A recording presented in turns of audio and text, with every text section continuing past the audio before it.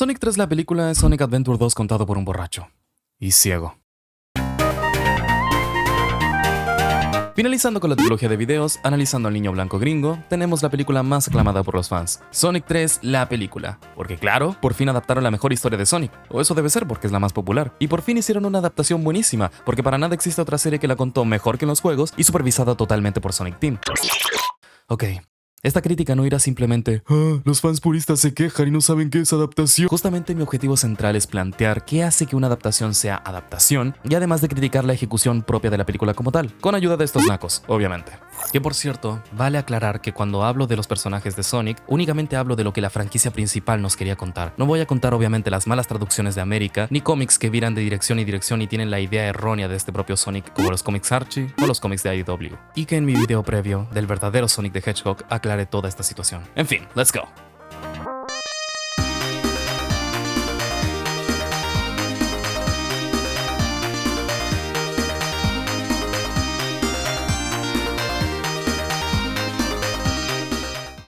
Al igual que en la película anterior, es Tom quien plantea el eje narrativo central. En el primer acto se plantea un paralelismo, sin ninguna sutileza por cierto.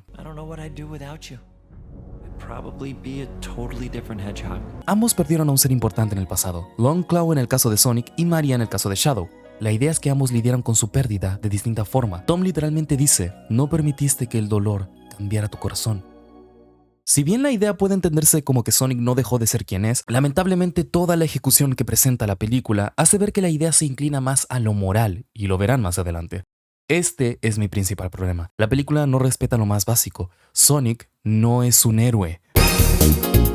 Porque un superhéroe se mueve por la moral, lo que es correcto y lo que no es correcto, cosa que a Sonic nunca le pareció relevante. Y algunos podrán decirme, pero Sonic hace actos que terminan siendo heroicos porque salvan a muchas personas. Y yo te digo, claro, Goku también hace exactamente lo mismo, pero si alguien dice que Goku es un héroe o es alguien heroico, muchos lo van a mirar raro, porque Goku está claramente construido como un antihéroe, alguien que si bien hace actos que terminan en beneficio de los demás, en realidad sus motivaciones son puramente egoístas y solamente por satisfacer su emoción y adicción a la pelea. Caso similar con Sonic, sus acciones terminan sirviendo al bien común, pero no son por motivos heroicos. El eje principal en Sonic es la libertad, y desde su propia libertad, él define lo que para él es correcto e incorrecto, y él nunca lecciona a nadie al respecto de hacer el bien o hacer el mal, porque imponer moral atenta directamente con el deseo de Sonic de que todos sean libres de tomar su propia decisión. Y como dije en un video pasado, si alguien decide que su libertad es quitarle la libertad a los demás, Sonic simplemente se interpondrá sin dudarlo, porque es libre de hacerlo.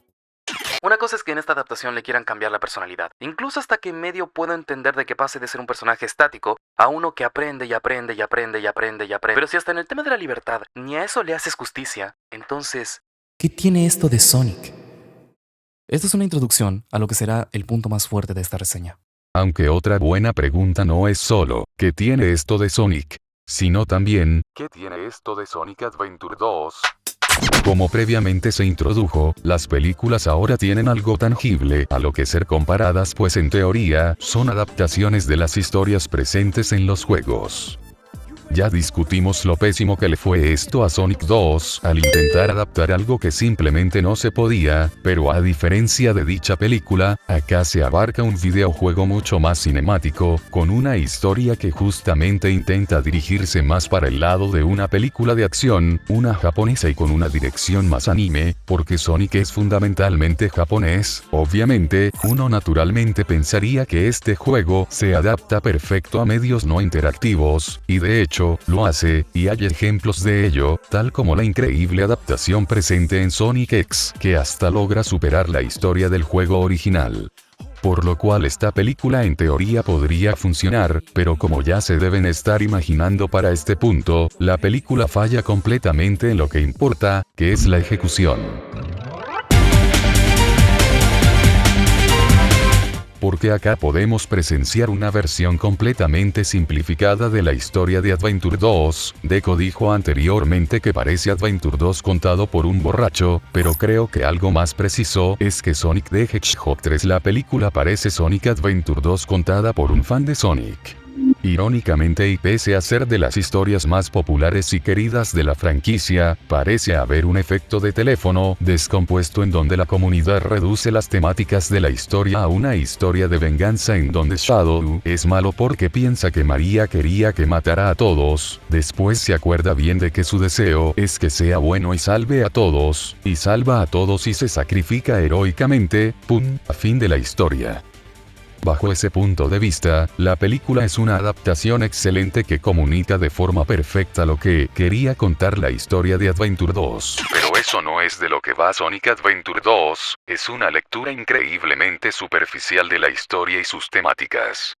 究極の人類滅亡復讐スペースコロニースーパーソニック激突カオスエメラルド狂気プロフェッサー・ジェラルド50年前の全ての結末 Vean, hagamos un juego, veamos las temáticas que toca la historia de Adventure 2, y veamos cuáles de estos elementos están presentes en la película, ¿vale?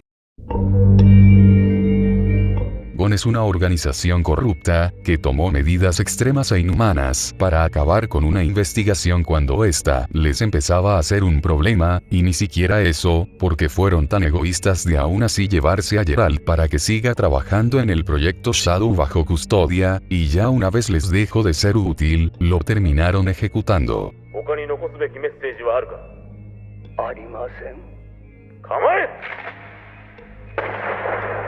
Y aún así, años después, siguen cometiendo cagadas como el arrestar a Sonic, y demostrar un completo descuido por la seguridad pública, al perseguirlo con un camión gigante que destruye todo en las calles de la ciudad, o hasta usar armamento militar avanzado a lo bestia en un intento desesperado de capturar a Sonic, mostrando que aún no dudan en tomar medidas cuestionables con tal de lograr su objetivo. Aquí casi no se retrata de esa manera GON, sí, aún siguen siendo una fuerza antagónica, aunque aquí está hecho de una manera artificial, no se los retratan como una organización corrupta que cometió actos atroces en el pasado, sino más como los villanos de una historia mal contada. El incidente del proyecto Shadow, por ejemplo, y las víctimas de este mismo, se las retratan como un accidente que ocurrió en una operación, más que un plan intencional de la misma GON, para silenciar a cualquier testigo que pudiera quedar suelto.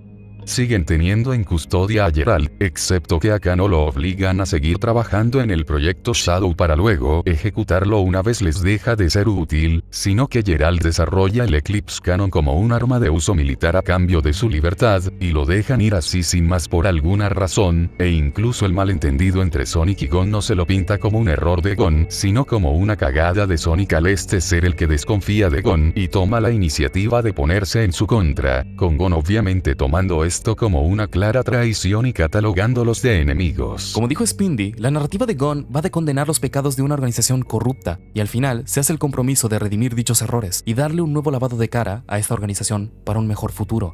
Perfectamente, el comandante Walters y la capitana Rockwell pudieron haber representado ese mismo arco. La película muestra directamente al comandante arrepentido de dichos errores, y de que eso le haya costado la vida a María, pero de repente, el guionista se lo saca de encima, aplicándole un pendejo no dura nada, matándolo apenas te explican todo esto. Esto elimina toda posibilidad de plantear un arco de redención. Justamente uno de los temas principales de esta película es sobre los pecados del pasado y de redimir tus errores. Pero no solo ocurre este desperdicio de potencial narrativo, sino que para mí lo más ofensivo es que la ejecución posterior frustra aún más todo esto que digo, porque la película directamente se acobarda y muestra que en el pasado el comandante Walters era todo buenito y no quería que ocurriese el accidente que terminó matando a María. Entonces, ¿para qué plantear ese escenario de arrepentimiento y mostrar una muerte tan acelerada y anticlimática? Sonic X literalmente tuvo todo y bolas de mostrar y confrontar al asesino directo de María, con una ejecución magistral y asertiva, mostrando todo lo que sucedió de manera fría, directa y sin romanticismo, con la resolución de que la confesión del arrepentido ex soldado servirá para destapar y condenar los actos de GON. Y con la capitana Rockwell es peor la cosa, porque simplemente resulta ser un obstáculo para los protagonistas.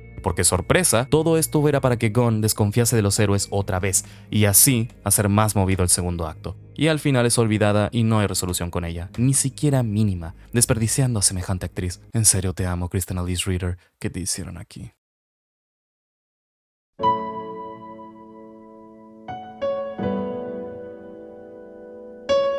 Shadow sufre una severa crisis de identidad en el juego, ya que su propósito no es definido hasta el final. Tiene memorias que son manipuladas por Geralt para llevar a cabo su plan de erradicar a la humanidad para vengar a María, plan que Shadow sigue paso por paso, pues estos recuerdos son el único propósito que le queda. No es hasta que Shadow logra recuperar el recuerdo del deseo de María, que éste obtiene un propósito que si le haga justicia, el hacer que los deseos de la humanidad se vuelvan realidad. El arco de Shadow en Sonic Adventure 2 no es uno moral en donde antes era malo y ahora es bueno, es uno de propósito, de destino, en donde él se decide a seguir el camino que su única razón de existir le propuso, el de María. みんなの願いを叶えてあげて。僕はシャドウシャドウザ・ヘッジホッグだ。 Acá no ocurre esto para nada. Shadow ve que María muere, es sellado, se enoja, los quiere matar a todos, pero se da cuenta que estar enojado está mal, y entonces ahora quiere salvar a todos. Ni siquiera está presente el deseo de María, que es una de las partes más icónicas de la historia del juego original. Shadow es bueno porque le dicen que ser malo es malo, y fin.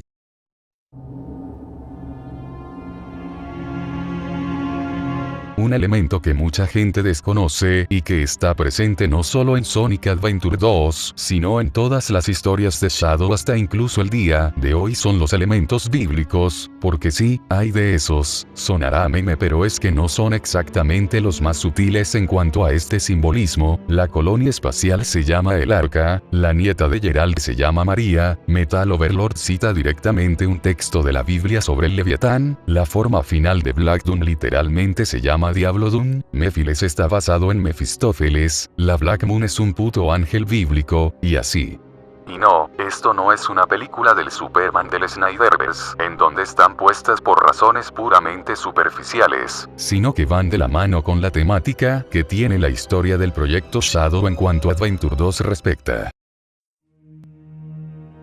Pues en Adventure 2, Shadow fue creado con el propósito de desbloquear la inmortalidad, crear un ser que pudiera curar toda enfermedad existente, que no envejeciera, y que pudiera reproducirse de manera completamente asexual, una forma de vida definitiva vamos.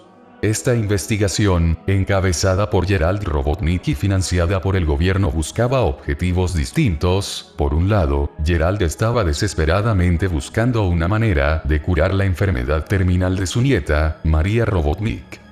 Por el otro lado, Gon quería un arma, un supersoldado, o incluso la base para varios supersoldados dependiendo de cómo lo veas. El punto es que ambos andaban jugando con conceptos y fuerzas que les superaban, buscando desafiar la mortalidad misma, el mayor límite de la humanidad. Pero tal como ocurrió con la Torre de Babel, el intentar alcanzar a Dios no les salió como esperaban. Ocurrieron problemas en la investigación que no se nos especifican, de momento, que tuvieron consecuencias para absolutamente todos los involucrados en el proyecto sin excepción alguna, una especie de castigo divino, que causaría un efecto dominó y terminaría con todo el planeta en juego, siendo Shadow, quien está al centro de todo esto, el que tendría que sacrificarse por los pecados que cometió la humanidad en el pasado, tal como Jesucristo. Sí, Shadow es Jesucristo, tómenlo como quieran, en Sonic 2006 hasta lo crucifican así que cualquier cosa no me miren a mí, así es la historia. Pero volviendo al tema, como ya se deben estar imaginando, esto tampoco está presente en la película. En primera, María no tiene su enfermedad terminal así que ni siquiera tiene una razón genuina para estar con los científicos, más allá de la excusa barata de ahí, es que el profesor se la lleva a todos lados, los científicos tampoco tienen algo en especial, son solo científicos random que hacen experimentos random, hasta que llega Shadow, que acá pasa a ser un alien que llega de un meteorito, que obviamente viene de los Black Arms, que aparecerán en el ya cantadísimo spin-off de Shadow, porque estas películas solo existen para que te emociones por el siguiente producto. Los científicos experimentan con Shadow y su poder, pero resulta que Shadow es muy peligroso, y, bla bla operativo de Gon, María muere, Shadow se enoja, Geralt se vuelve loquito, bla bla, creo que se entendió el punto. Y sí, ya veo que muchos me vendrán diciendo que ando reduciendo bastante al Shadow de la película, pero el tema es que literalmente no hay nada más allá, este pavo solo parece hablar de venganza y lo enojado que está 24/7 con el mundo y que los quiere matar a todos. Es un edgelord en toda regla, que parece más una mala parodia de John Wick que una adaptación de Shadow the Hedgehog, si hasta la voz de Keanu Reeves tiene.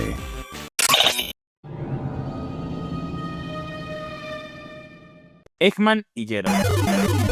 Con toda la esquivitoileteada que se aventó Spindrift, queda hablar de la esquivitoileteada que hicieron en la película. Jim Carrey siempre ha sido sinónimo de exageración, y nadie iba a la sala esperando un Robotnik sobrio y calculador como en los juegos clásicos. El problema es más sutil y profundo. Hay una diferencia enorme entre un villano excéntrico con momentos de locura brillante y convertirlo en una máquina de clips de TikTok constantes que no para nunca. En la tercera película, las escenas compartidas entre Ivo y Geralt parecen escritas pensando más en clips virales cortos, bailes improvisados, muecas, gritos aleatorios, tirones de bigote, rupturas de la cuarta pared y chistes que surgen de la nada. En la primera película, de hecho, el momento de baile de Jim Carrey como Robotnik es breve, solitario y casi íntimo. Está en su laboratorio, cree que nadie lo ve, pone música y se deja llevar por un pequeño arrebato de euforia excéntrica con el que además te puedes sentir identificado. Es un chiste sin que representa su personalidad maniática y narcisista, pero dura lo justo. Se siente orgánico al personaje en ese momento, un villano que está solo, obsesionado y un poco ridículo en privado.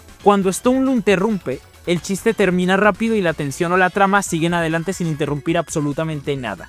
En cambio, en Sonic 3, la escena de los láseres con Ivo y Geralt es completamente distinta. Es un número grande, coreografiado, largo y muy consciente de sí mismo. Es decir, está solo para que la gente saque clip. Los dos Robotniks bailan sincronizados atravesando un sistema de seguridad láser, con movimientos exagerados, interacciones entre ellos y un tono de espectáculo viral, como el Q1 Pit de la única película de la máscara.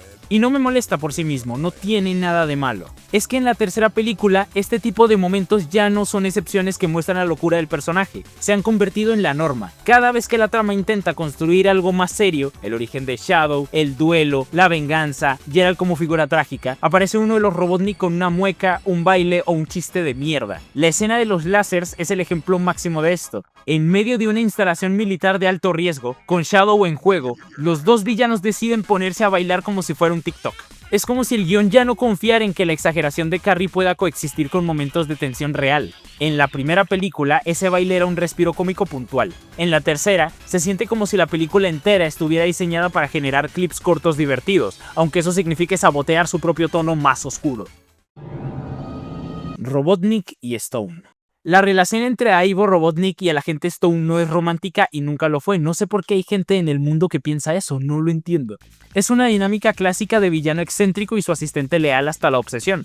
Algo que se ha visto en muchísimas historias como el Joker y Harley, Dr. Evil y Number 2, Gigante. Stone admira ciegamente el genio de Robotnik, es competente, paciente y está dispuesto a aguantar humillaciones constantes porque encuentra propósito sirviéndole. Robotnik a su vez lo trata como una mezcla de empleado, fanboy y herramienta útil. Lo insulta, lo ignora, lo usa y ocasionalmente le da una migaja de reconocimiento cuando le conviene. Esa complicidad, esa codependencia y esos momentos donde Robotnik parece cuidar a Stone, sobre todo en la tercera película, no son romanticismo. Son la típica relación tóxica jefe-empleado, llevada al extremo por comedia. Robotnik es un narcisista absoluto, no ama a nadie más que a sí mismo. Stone es, para él, una extensión de su ego, alguien que valida constantemente su superioridad. Punto.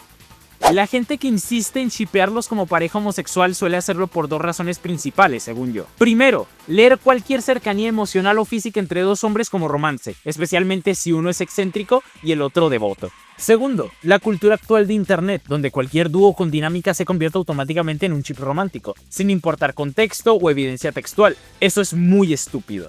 Puedes disfrutar de una relación profunda, leal y compleja entre dos hombres sin que tenga que ser sexual o romántica. De hecho, es refrescante ver una amistad, vinculación obsesiva que no se reduce a son gays. Muchos de los que más empujan el chip parecen proyectar sus propias fantasías o carencias. En vez de valorar la dinámica tal como está escrita, un villano ególatra y su único seguidor fiel, necesitan sexualizarla para que les parezca interesante. Ivo y Stone funcionan tan bien precisamente porque no son pareja. Esa tensión asimétrica, uno es Dios en su cabeza, el otro es el devoto, es lo que genera comedia y hasta algunos momentos extraños de ternura dentro de lo tóxico. Forzarle romance le quita gracia y le resta poder a la caracterización. Si Ivo y Stone fueran pareja, la relación dejaría de ser una sátira deliciosa sobre el servilismo y el culto a la personalidad para convertirse en un drama tóxico romántico bastante estándar. La comedia se volvería más incómoda porque ya no sería mi asistente ridículo, sino mi novio al que trato como mierda. La caracterización de Robotnik se debilitaría, ya no sería un dios solitario en su propia mente, sino alguien que al menos tiene una conexión romántica. Y Stone pasaría de ser un devoto patético y fascinante a ser simplemente el novio sufrido. Arco emocional de Sonic. Considerando la riqueza narrativa de Shadow, resulta extraño que la película convierta parte de su tiempo en una situación sin sentido que, por supuesto, se enfoca en Sonic porque es el protagonista, debe chupar cámara.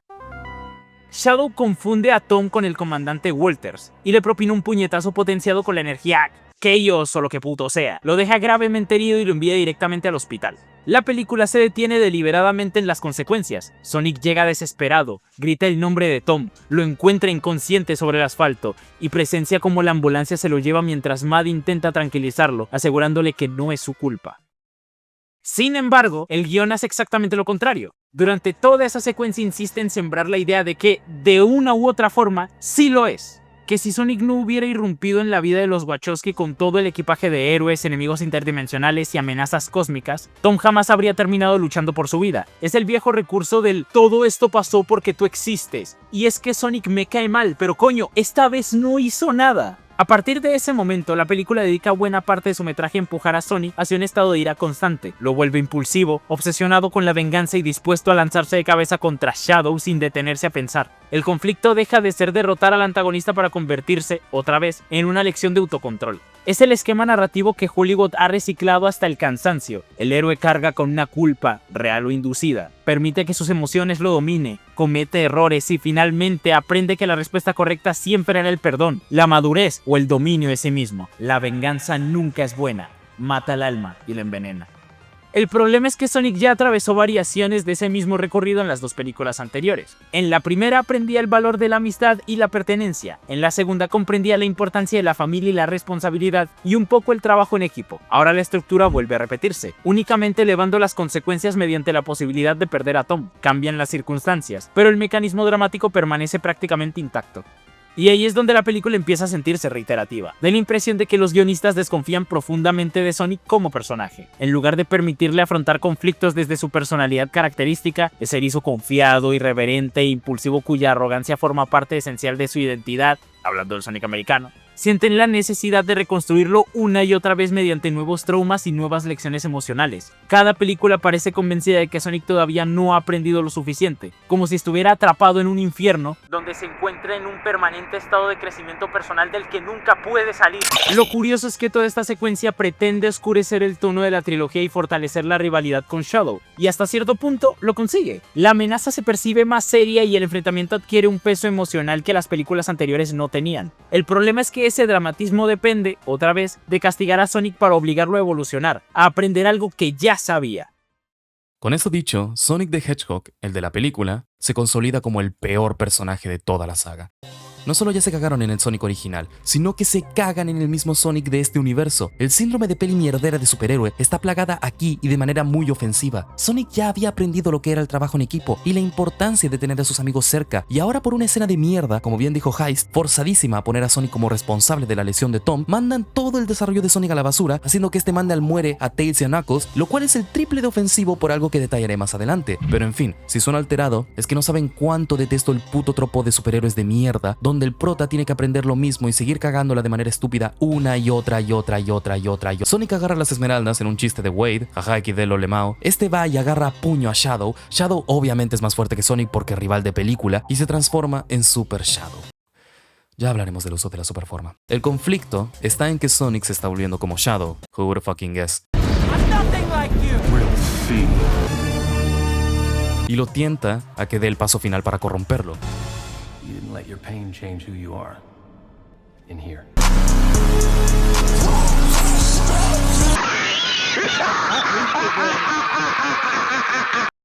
Luego la conversación se vuelve totalmente moral. La idea es que ambos comparan su pasado, con Sonic diciendo que si bien el dolor nunca cesó, encontró algo más poderoso, el amor. Finalmente diciéndole a Shadow que siempre tuvo elección, pero la elección correcta es la más difícil.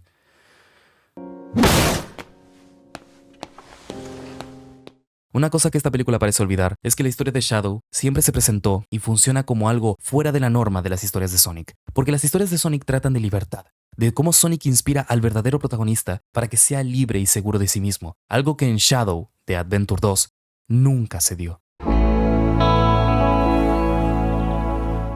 La historia de Shadow nunca fue de libertad, porque él nunca fue libre ni hasta su muerte. Su historia es principalmente de amor y propósito, el amor y sueño de María. Y es por eso que en el Adventure 2 original, y cosa que se conserva en Sonic X, Sonic no inspira a Shadow, porque Shadow eligió no ser libre. ¡Caos! ¡Control!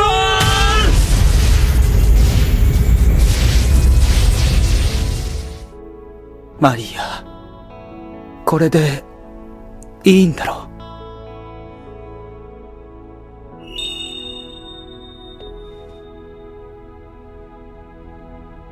アディオス、シャドウ・ザ・ヘッジホッグ。 Entonces, si aquí me pone la idea de que en efecto Sonic es quien inspira a Shadow, entonces Sonic debe hacer lo que hace Sonic en lo más básico, inspirarlo a ser libre, no a tomar la decisión correcta, sino la decisión que verdaderamente le hace sentido a Shadow. Coño, si hasta la idea de que Gerald manipula a Shadow está presente, ¿por qué coño no lo aprovecharon? El tema no es sobre los cambios, es sobre que dichos cambios no son congruentes con lo que cada personaje debería representar y con lo que va la historia de Adventure 2. Que hablando de representar mal, a este punto da vergüenza tener que explicarlo, pero las Esmeraldas nunca fueron simplemente un aumento de poder, representan la catarsis del arco argumental que trata cada historia, por eso siempre van al final. Shadow no se transformó en Super Shadow para detener al jefe final o simplemente pelear en sus historias. En Adventure 2, Shadow se transformó en Super Shadow porque se libró de la manipulación mental de Gerald. Al aclarar su mente, esto fue porque logró entender lo que realmente es el amor y la empatía por el mundo, lo que María siempre soñó, decidiendo así que sin ningún ápice de duda peleará por dicho sueño hasta el final, incluso si eso le cuesta la vida. Y en Shadow 05, Shadow finalmente comprende que ya no quiere seguir estando atado a ningún propósito externo, que ya nadie rige su camino más que él mismo, rechazando así a Black Doom, María y Gerald. Y es por eso que se libró, nueva y paradójicamente, del control mental de Black Doom, obteniendo así su resolución narrativa.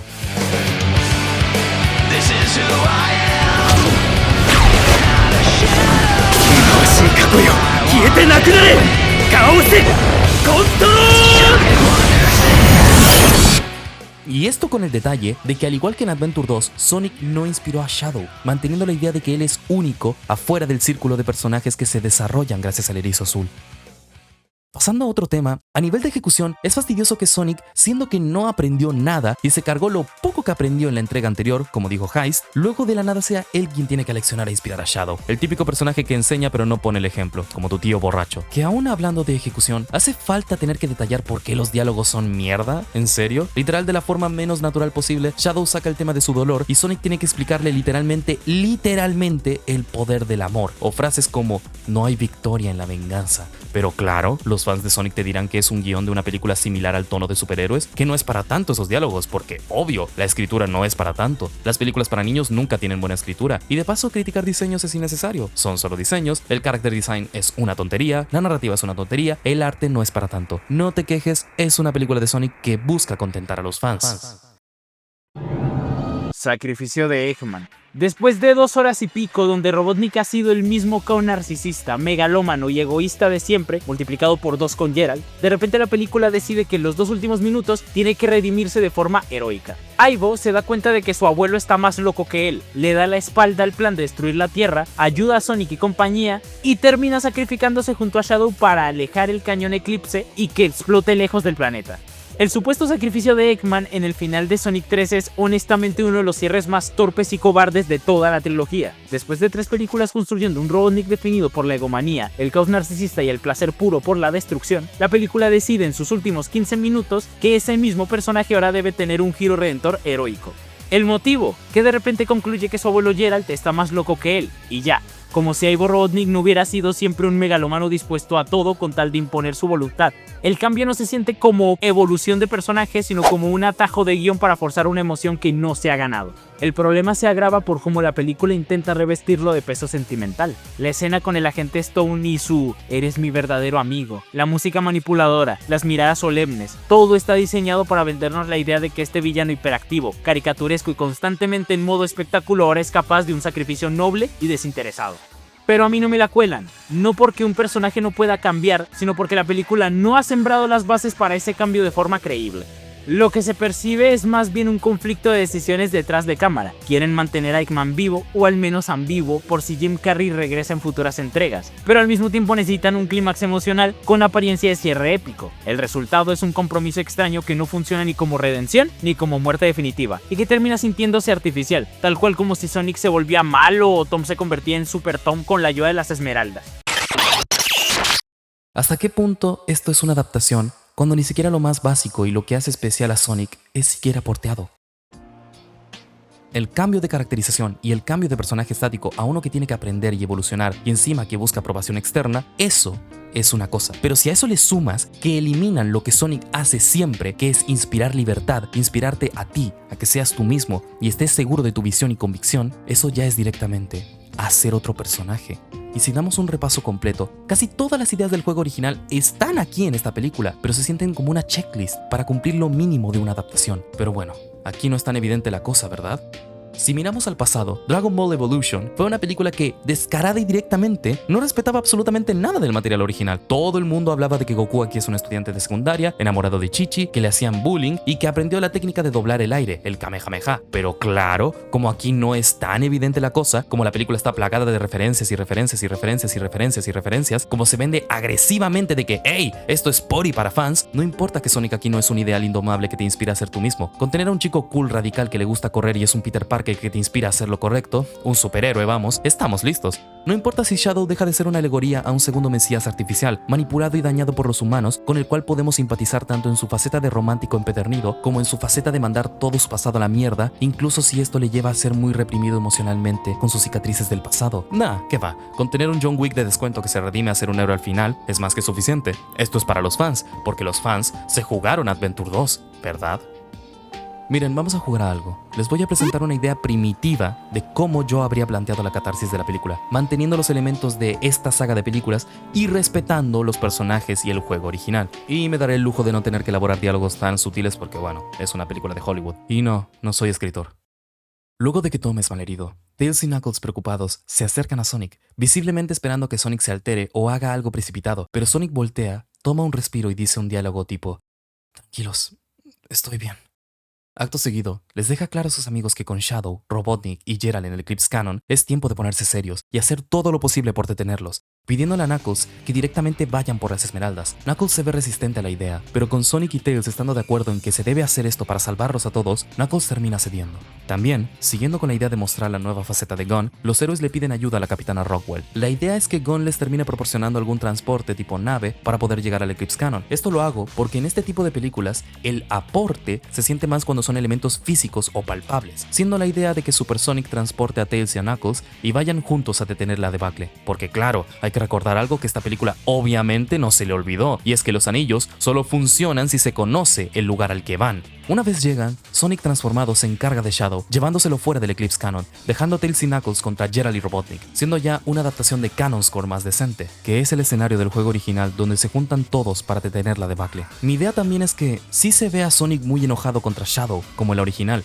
incluso manteniendo el diálogo de "esto acaba ahora". Pero aquí viene el cambio principal. Shadow empieza a hacerle mofa, como en la original, diciendo cosas del tipo: parece que tu furia te está llevando muy cerca de lo que yo siento. Se ve a Sonic reaccionando con incredulidad ante esta afirmación, pero recompone y le pregunta: ¿esas palabras son tuyas o las de Gerald? Y aquí les aclaro, pienso que en una escena de la película, aquella en donde los héroes estaban atados ante Gerald, Robotnik y Shadow, sería útil para que Sonic observe que toda la narrativa de la venganza viene más de Gerald.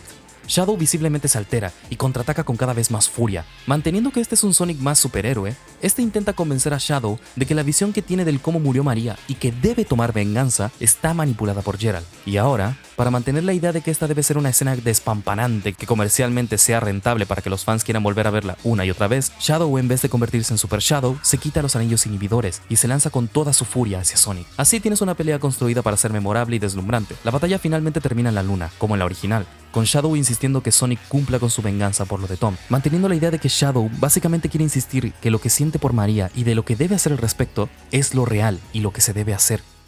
Pero Sonic se detiene.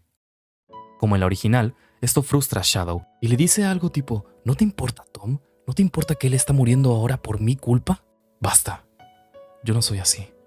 No eres el único que ha perdido seres queridos. Cuando perdí a Longclaw, el dolor que sentí también fue demasiado. Así como en la película, Shadow entonces le pregunta si su dolor se llegó a ir, a lo que Sonic le responde que no, y en vez de decir que encontró algo más poderoso como el amor, le responde: pero quise explorar, buscar, y con eso encontré a mis amigos. Es verdad que pueden arrebatarte lo que más amas, pero si aún así sigues corriendo, podrás seguir encontrando bellos momentos.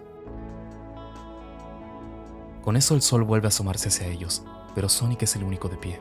Shadow se muestra arrepentido y dice que no pensaba que tenía más elección que vengarse. Sonic le extiende la mano y le dice: nosotros siempre somos libres de tomar nuestra propia elección.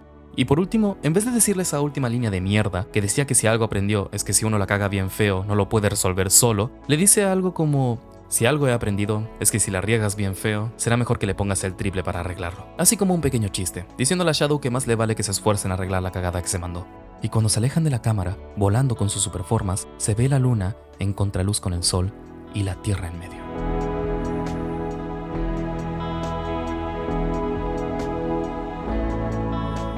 Con esta idea tan básica, creo que puedo demostrar mi punto de lo que hace fuerte o débil una adaptación. Creo que aquí se respeta mejor las ideas básicas de los personajes y de Adventure 2 y de la propia saga de películas, Sonic habiendo aprendido una propuesta mejor a nivel de adaptación y ejecución de Canon Score. La idea de que la visión distorsionada de Shadow vino por Gerald, ejecutada de forma más directa, y de que si Sonic va a inspirar, que sea por libertad, no por moral.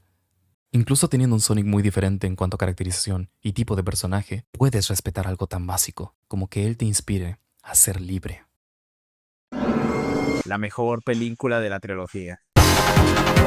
Hay muchísima gente que considera Sonic 3 la mejor entrega de la trilogía y, siendo justos, entiendo perfectamente por qué. Es la película que más elementos toma directamente de los videojuegos, la que introduce a Shadow, la que intenta construir un conflicto emocional más ambicioso y que, visualmente, ofrece las escenas de acción más espectaculares. A mí me parece sencillamente la más entretenida y esas dos cosas no significan lo mismo. Sí, mejora respecto a Sonic 2, el ritmo es bastante más ágil, dedica mucho más tiempo a los personajes del universo de Sonic y elimina buena parte del relleno humano que arrastraba la entrega anterior. Pero mejorar respecto a una película que ya me parecía bastante floja no convierte automáticamente a esta en una buena película. Lo único que demuestra es que la segunda era un desastre todavía mayor.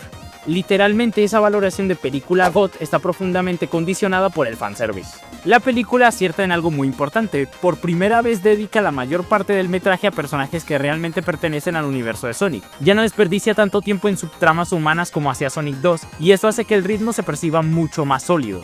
El problema es que, debajo de toda esa capa de referencias, la estructura narrativa sigue arrastrando varios de los mismos defectos que la saga nunca terminó de corregir. Sonic vuelve a atravesar prácticamente el mismo arco emocional, la resolución continúa dependiendo de soluciones extremadamente convenientes y buena parte de los personajes funcionan más como piezas necesarias para reproducir momentos icónicos de los juegos que como individuos con un desarrollo propio.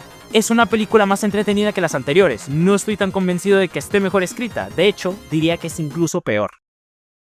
La saga de películas es para turistas, y los turistas son a su vez los fans de Sonic. Si algo podría darle el beneficio a estas películas en general, es que sí se siente de fans para fans, porque los fans en general nunca prestan atención a lo que juegan o tratan las historias de Sonic. Si acaso tienes suerte de que hayan jugado algo de Sonic, y aunque lo hagan, lo poco que te pueden decir de lo que ven de la historia, o es una enorme mala interpretación, o una opinión mal copiada de otro youtuber, que también malentendió dicho juego. Y aquí tengo que aclarar, si te consideras un fan y te gustó la película, está bien. No te estoy diciendo que te tienes que sentir mal porque te gustó algo que a mí no, ni te tiene que disgustar algo que a mí sí. Estoy atacando a la película, su dirección e intención y las actitudes colectivas que me cagan de una comunidad general. No tiene que ir necesariamente a ti, querido espectador o espectadora. Y como dijo aquel, quien se enoja es porque la bota le queda. Siguiendo con lo previo, las películas cumplen el ser como un fan de Sonic te contaría de qué van los juegos y la franquicia. No bromeo ni exagero cuando digo que estas películas son el culmen y la demostración de cómo los fans no conocen ni entienden lo que tanto fanean. Combinado con la tendencia de positividad tóxica y mente colmena, al final, si la opinión popular o alguien relevante dice que esto es bueno, pues es bueno y nadie lo cuestionará. Genuinamente, me indigna ver cómo esta saga de pelis se fue a lo seguro, agarrando solamente las ideas generales que se tiene de una franquicia que no solo fue mal interpretada a cagar por su propio público, sino que desde los 90 hasta el día de hoy sufrió el haber sido ultrajada y cambiada radicalmente de una forma y otra en este lado del globo, sin dirección y traducción consistente siquiera. Una cosa es que agarren al Sonic americano, que para mí a este punto es solo una raya más al tigre, pero otra cosa es agarrar la idea general del Gringonic y hacer una trilogía muy corporativa sin dirección sólida y dándonos, por lejos, la peor versión de Sonic que haya visto jamás. Al final del día, la saga me confirma algo que es un hecho. El Gringonic, que nació en los 90 por un capricho de querer americanizar algo de afuera, a la larga, solo provocó que muchísimos fans tuvieran una versión simplificada, flanderizada y arruinada de un icónico personaje que dicen amar. La saga cinematográfica de Sonic no está hecha realmente para los fans de la franquicia, sino para turistas de Sonic. Es decir, para un público casual que conoce al erizo azul de memes, de merchandising, de algún Spicy Jam críticas, de algún Spindrift, de haber jugado un par de juegos de casualidad o simplemente porque es lindo y corre rápido. Esa es la clave de su éxito comercial y también de su vacío como adaptación. Jeff Fowler sí tiene algo de background con Sonic, trabajó en cinemáticas, pero su visión nunca fue la de un fanático hardcore que quiere trasladar el espíritu de los juegos. Desde el principio priorizó hacer una buddy comedy familiar accesible con un Sonic infantilizado, vulnerable y necesitado de abrazos. No es que no sepa nada del personaje, es que decidí ignorar gran parte, sino absolutamente todo lo que hace a Sonic interesante para adaptarlo al molde de Hollywood. Y cuando los fans pidieron cambios, el rediseño, él respondió con esa frase que mencionamos antes: esto es lo que los fans parecen querer. Es decir, redujo a la base de fans a un grupo homogéneo que solo quería un erizo más cute, en vez de entender que hay capas muy distintas dentro de esa audiencia, pero parece que esas otras capas no les importan. Con esto es más que evidente que muchos fans de Sonic en general no son los que se tragan estas películas, actúan como turistas. Defienden cualquier producto que lleve el nombre del erizo con uñas y dientes, aunque critique sus propios juegos cuando son malos. Sega ha sacado bastantes títulos mediocres y la gente los defiende igual como la última Coca-Cola del desierto. Si algo habla bien de Sonic, aunque sea superficial, lo celebran. No exigen una adaptación que respete el tono rebelde, la velocidad pura, siquiera la arrogancia cool del americano, porque ni hablar del japonés o la mitología más oscura de los juegos. Les basta con que aparezca Sonic corriendo, diga alguna frase chistosa y haya un final feliz. Aunque final es mucho decir considerando que esta cosa sigue y sigue. Capaz y para cuando salga este vídeo ya habrá Sonic 4 a la película, la cual evidentemente, y que no quepa la menor duda, van a decir que es la gran poronga porque le ganó en taquilla el último lanzamiento de los mediocres de Disney. Esta saga de películas, como se ha establecido previamente, son un producto en toda regla. Cada decisión tomada dentro de estas está hecha con el único propósito de vender. No hay una verdadera visión artística detrás. Sí, que los actores y el staff en general disfrutan haciéndolas y le pondrán mucho esfuerzo y tal, y bien por ellos, pero no quita el horrible hedor corporativo que emana toda esta subfranquicia en cada uno de sus productos. Están dirigidas para apelar a ese sector que solo conoce superficialmente la franquicia, el turista, vamos, por eso únicamente se colocan elementos superficiales de los juegos, por eso en primer lugar las decisiones que tomaron durante toda la saga, los personajes que colocaron, los momentos que recrearon, las cosas nuevas que se inventaron, todas están ahí para causar hype, que grites y apuntes a la pantalla y digas yo reconozco eso, se alimenta de lo que ya es familiar para uno porque no puede sostenerse por sí mismo, pero tampoco comprende lo que está adaptando en lo absoluto y tiene que irse por el camino de película hollywoodense, porque no saben hacer otra cosa y porque el público no sabe consumir otra cosa tampoco. Prácticamente se basan completamente en el fanon, se basan en lo que los fans de Sonic entienden entre muchísimas comillas de la franquicia, y por culpa de eso se termina creando un ciclo de retroalimentación en donde estas creencias erróneas sobre la franquicia terminan siendo fortalecidas, en lugar de tener algo que podría ser una buena introducción para aprender sobre la franquicia y sus personajes. Y seguirá siendo así, salvo que la cuarta película sea tan pero tan mala, que sea completamente indefendible y termine fracasando en ventas, pero viendo cómo van las cosas, no creo que eso vaya a pasar pronto. Y saben, lo peor es que pareciera que la influencia de estas películas podría empezar a manchar los juegos, con cosas como los rayitos vistos en Marketing Post Frontiers, o viendo que mayoría de los lanzamientos de los juegos están ahí para coincidir con los de una nueva película. Me preocupa bastante lo que le depara al futuro de la franquicia en general. Es un temor que uno podría llegar a considerar irracional, pero el que sea algo totalmente plausible aterra.